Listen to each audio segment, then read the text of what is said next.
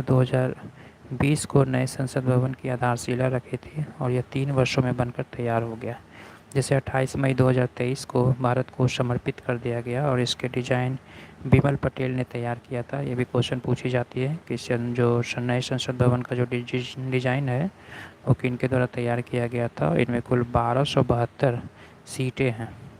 इनमें से लोकसभा के 888 सीटें हैं एवं राज्यसभा की 384, यानी 888 लोकसभा के और 384 जो हैं वो राज्यसभा की सीटें हैं।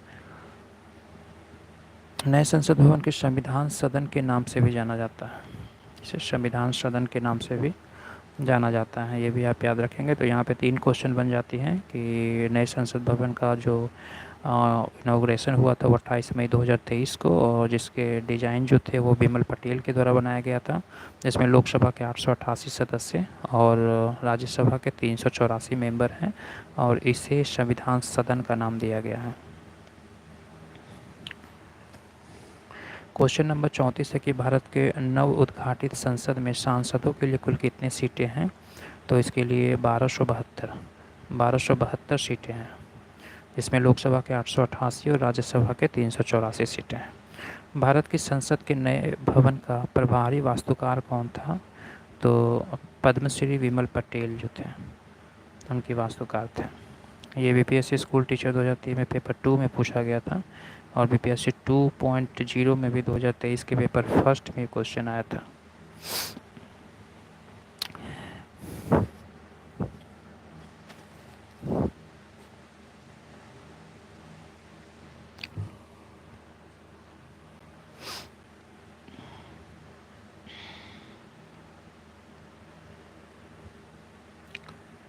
क्वेश्चन नंबर 36 है कि बिल्किस बानो के संबंध में सर्वोच्च न्यायालय के फैसले में निम्नलिखित में से कौन सा तथ्य वर्णित है।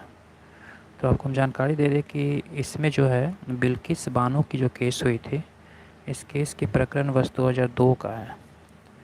इस केस में 11 दोषियों को आजीवन कारावास की सज़ा दी गई थी, और 23 अप्रैल 2019 को सुप्रीम कोर्ट ने गुजरात सरकार को 50 लाख रुपये मुआवजा देने का निर्देश दिया था।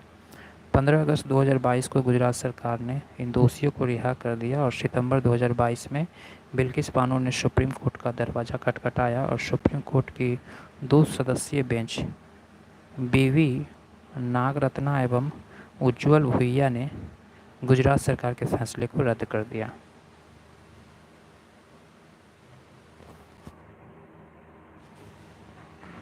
हाय SK Meena ji, welcome to live streaming.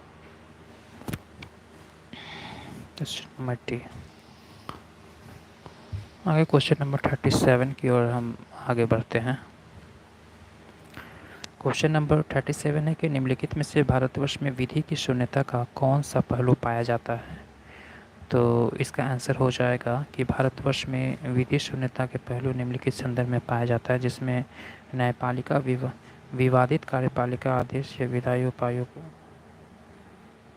पूर्णतः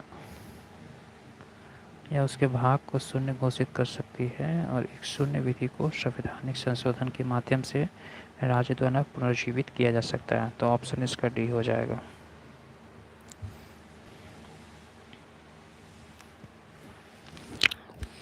क्वेश्चन नंबर 38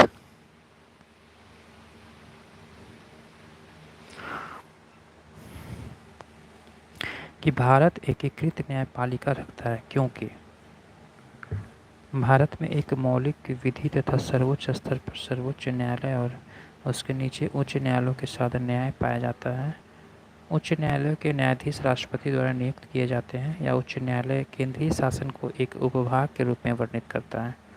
तो इसका आंसर इनमें से more than one of the above हो जाएगा, क्योंकि भारत एकीकृत न्यायपालिका रखता है, क्योंकि भारत में एक मौलिक विधि तथा सर्वोच्च स्तर पर सर्वोच्च न्यायालय और उसके नीचे उच्च न्यायालय के साथ साथ न्याय पाया जाता है।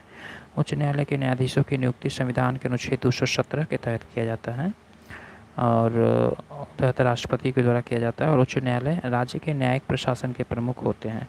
उच्च न्यायालय केंद्रीय शासन के एक उपभाग के रूप में भी गठित किया जाता है। क्वेश्चन नंबर 39 की ओर आगे बढ़ते हैं कि भारतीय सर्वोच्च न्यायालय ने बिल्किस किन मुकदमे में